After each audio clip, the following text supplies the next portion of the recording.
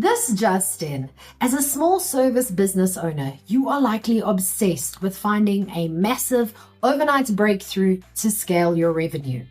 But it is a complete corporate delusion that actively prevents you from building a stable, profitable business.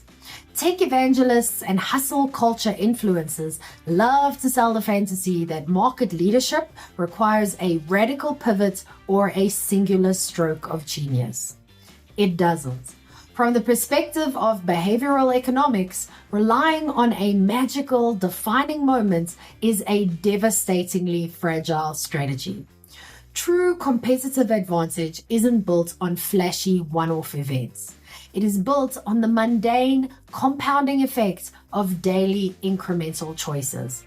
As a StoryBrand certified guide, I am constantly warning business owners that setting massive financial goals without building the underlying operational systems is a guaranteed path to burnout. The giant corporate competitors you are fighting against are collapsing because they prioritize aggressive growth targets over fundamental execution. In this video, we are going to rip apart the book Atomic Habits by James Clear and explore why your desperate need for a massive breakthrough is actually creating a toxic yo-yo effect in your revenue, and discuss how you can build automated human authority to completely outmaneuver your competitors.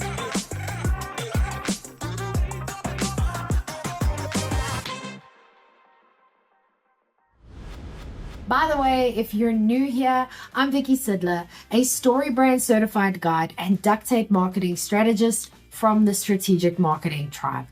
I help small business owners like you build failure-proof marketing by focusing on the exact 20% of efforts that drives 80% of the results. All so that your marketing stops feeling like a miserable second job you never asked for. But let's be honest, if your messaging is confusing or tries to say everything at once, your ideal clients will instantly ignore you. That's what my 5-minute marketing fix was built to solve. Stop losing sales. Download the fix now. You can get it for free in the description below, or you can go to strategicmarketingtribe.com/fix. Okay, now with all of that out of the way, why is your obsession with breakthroughs actually bankrupting you? You have been conditioned to believe that success requires massive action. But the mathematical reality of daily improvement tells a completely different, deeply unsexy story. The divergence between daily improvement and daily decline is staggering. If your business improves its systems by just 1% each day, the cumulative effect over a year is 37.78 times transformation. Conversely, a 1% daily decline, which is practically invisible in the short term due to low cognitive load, reduces your capability to 0.03, which is essentially zero. Dave Brailsford proved this when he led the British cycling team to unprecedented dominance by breaking down every single microscopic habit of the riders, from the pillows they slept on to their hand-washing techniques, and improved them by 1%. Small business owners abandon these systems because they don't see immediate results, falling into the plateau of latent potential. Think of heating an ice cube. Going from 25 degrees to 31 degrees yields no visible change. But the thermal energy is being stored. When you hit 32 degrees, the ice melts. Your marketing systems aren't failing during the quiet periods. They are storing energy for a breakthrough. But are your corporate goals creating a toxic yo-yo effect? A goal-centric mindset creates an aggressive operational drag that threatens the long-term stability of your entire organization. To understand the absolute uselessness of goals on their own, look at a rowboat. The goal is the rudder, providing the direction. The system is the paddle, providing the actual motion. The rudder is entirely useless without paddles. Furthermore, in your markets, the winners and the losers both share the exact same goal: hit 1 million in revenue. Therefore, the goal cannot possibly be the differentiator. Goal-centric design is inherently flawed. It relies heavily on survivorship bias, assuming the winners succeeded because of their goals, while ignoring the thousands who had the exact same targets and went bankrupt. Goals also create a yo-yo effect. Motivation evaporates the absolute second a target is hit. If your only reason for pushing hard is a specific revenue number, your team will immediately stop trying the day after the quarter ends. True progress requires a commitment to a system of endless refinement, not a temporary finish line. So are you accidentally voting for an incompetent business identity? Behavior change occurs at 3 layers: outcomes, processes, and identity.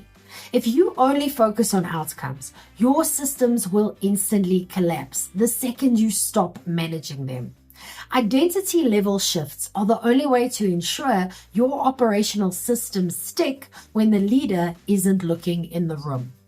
Every single action taken by you or your team is a vote cast for the type of business you wish to become. A single sale doesn't define you, but the consistent repetition of a reliable sales process builds the psychological evidence required for a new organizational identity.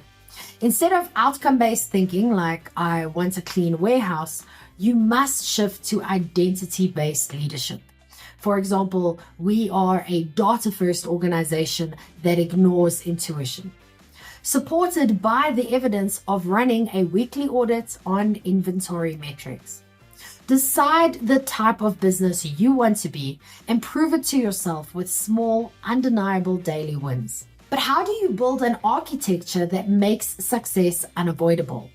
We gravitate toward options requiring the absolute least amount of work, which is why relying on raw willpower is a mathematical suicide mission.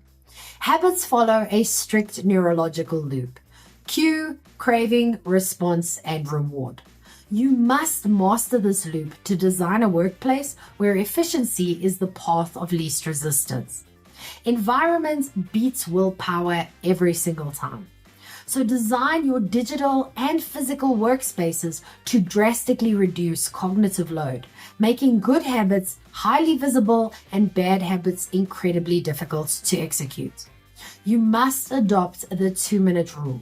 Any new operational habit should take less than 2 minutes to start. Standardize the action before you try to optimize it. You cannot improve a CRM habit that doesn't exist. And more importantly, enforce the rule to never miss twice. Missing a daily huddle once is an accident. Missing it twice is the start of a brand new, highly destructive habit. Why is fast growth the most dangerous trap in commerce?